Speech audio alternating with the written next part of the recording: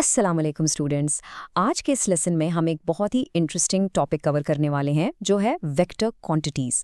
अगर आप फिजिक्स में मोशन और फोर्स को वाकई डीपली समझना चाहते हैं ना, तो ये एक एब्सोल्युटली फंडामेंटल कॉन्सेप्ट है। तो चलिए सीधा स्टार्ट करते हैं। आज के इस लेसन का स्ट्रक्चर कुछ इस तरह होगा।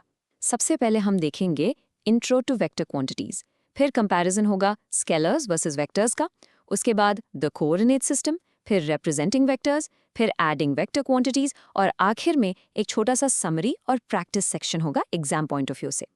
ओके, तो स्टार्ट करते हैं पार्ट 1 से, इंट्रो टू वेक्टर क्वांटिटीज। तो एग्जैक्टली वेक्टर क्वांटिटी की डेफिनेशन क्या है? वेल, एक ऐसी physical quantity which requires both numerical magnitude and direction for its complete description. मतलब सिर्फ एक नंबर यानी मैग्नीट्यूड बता देना काफ़ी नहीं है। अगर आपको इसे कम्प्लीटली डिस्क्राइब करना है तो डायरेक्शन का बताना भी बहुत ज़रूरी है। अब आते हैं इसके कुछ इसेंशियल वेक्टर रूल्स पर। देखिए, एक वेक्टर को फुली एक्सप्लेन करने के लिए आपको 3 चीज़ें रिक्वायर होती हैं: मैग्नीट्यूड, यूनिट और डायरेक्शन। और यहाँ एक बहुत इंपॉर्टेंट पॉइंट है, ध्यान से सुनिएगा। इन क्वांटिटीज़ पर आप मैथमेटिक्स का यूजुअल अलजेब्रा अप्लाई नहीं कर सकते। इनकी एडिशन या सब्ट्रैक्शन स्ट्रिक्टली वेक्टर अलजेब्रा के थ्रू ही होती है। ये आम नंबर्स की तरह सिंपल प्लस माइनस नहीं होते। Alright, let's move to part 2, scalars versus vectors. अब इन दोनों क्वांटिटीज को थोड़ा कंपेयर कर लेते हैं। स्केलर्स सिंपल हैं, these are described by magnitude only. इन्हें किसी डायरेक्शन की कोई जरूरत नहीं होती। दूसरी तरफ, जैसा हमने अभी सीखा, vectors require both magnitude and direction for a complete description. इनमें से एक भी मिस होगा तो पिक्चर अधूरी रह जाएगी। चलिए कुछ एवरीडे एग्जाम्पल्स पर गौर करते हैं। स्केलर के एग्जाम्पल्स में आते हैं मास, टाइम, डिस्टेंस और स्पीड, जैसे कि 5 मीटर्स या 2 किलोग्राम्स। बस बात खत्म। लेकिन वेक्टर की एग्जाम्पल्स बिल्कुल अलग हैं। इसमें आते हैं displacement, force, weight, velocity, acceleration और momentum. For example 5 meters north या फिर 10 न्यूटन्स डाउनवर्ड।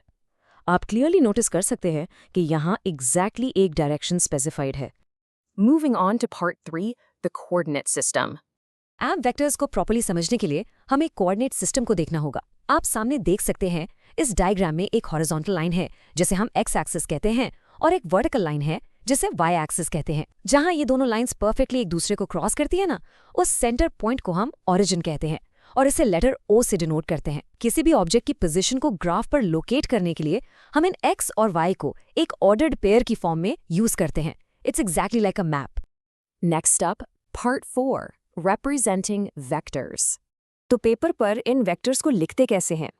पहले देखते हैं इनकी सिंबॉलिक रिप्रेजेंटेशन। टेक्स्ट बुक्स में अक्सर वेक्टर्स को बोल्ड फेस लेटर से हाईलाइट किया जाता है। For example, capital F for force या स्मॉल v फॉर वेलोसिटी। लेकिन अगर हम हाथ से लिख रहे हैं और बोल्ड नहीं कर सकते, तो हम उस लेटर के ऊपर सिंपली एक एरो या बार ड्रॉ कर देते हैं। इस छोटी सी रिप्रेजेंटेशन से वेक्टर्स को आम स्केलर से ईजिली डिस्टिंग्विश किया जा सकता है। दूसरा तरीका है इनकी ग्राफिकल रिप्रेजेंटेशन। ग्राफिकली हम एक स्ट्रेट लाइन ड्रॉ करते हैं। इस लाइन की टोटल लेंथ हमारे वेक्टर के मैग्नीट्यूड को रिप्रेजेंट करती है एक स्पेसिफिक स्केल के अकॉर्डिंग, और लाइन के बिल्कुल एंड पर एक एरो हेड लगाया जाता है जो हमें वेक्टर की एग्जैक्ट डायरेक्शन बताता है। Simple, right? Let's dive into part 5, adding vector quantities. जब हम मल्टीपल वेक्टर्स को ऐड करते हैं तो मैथमेटिक्स की तरह डायरेक्ट ऐड नहीं करते। वेक्टर एडिशन के बाद हमें जो फाइनल आउटपुट मिलता है उसे कहते हैं रिजल्टेंट वेक्टर। ये बेसिकली एक सिंगल वेक्टर होता है जिसका इफेक्ट एग्जैक्टली उन तमाम इंडिविजुअल वेक्टर्स के कंबाइंड इफेक्ट के बराबर होता है।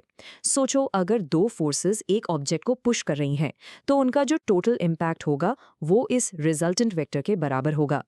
इस फिगर को देखिए, यहाँ vector A perfectly horizontal direction में एक्ट कर रहा है और वेक्टर B वर्टिकल डायरेक्शन में। दोनों एक दूसरे के साथ राइट एंगल्स पर हैं। जब हम इन दोनों को कंबाइन करते हैं तो ये डायगोनल लाइन रिजल्टेंट वेक्टर को शो कर रही है। नोटिस करें कि ये रिजल्टेंट वेक्टर इस ट्राइंगल को प्रॉपर्ली कंप्लीट कर रहा है।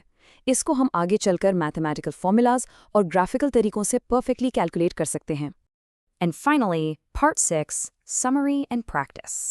चलिए पूरे लेसन का एक क्विक रीकैप कर लेते हैं। की टेकअवे पॉइंट्स ये हैं: स्केलर्स रिक्वायर मैग्नीट्यूड ओनली।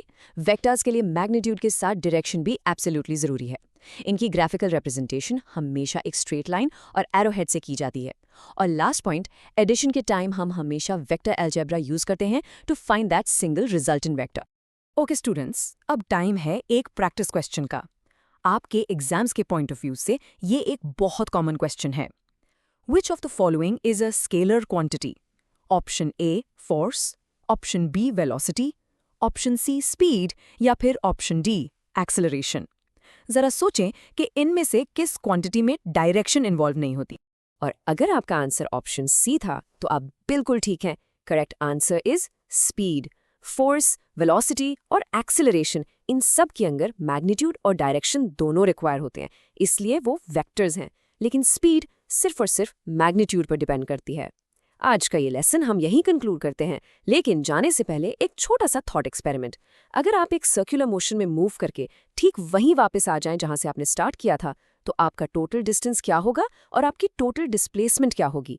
दिमाग लगाएं और इस पॉइंट को हम अपने नेक्स्ट लेसन में जरूर कवर करेंगे। तब तक के लिए अल्लाह हाफिज।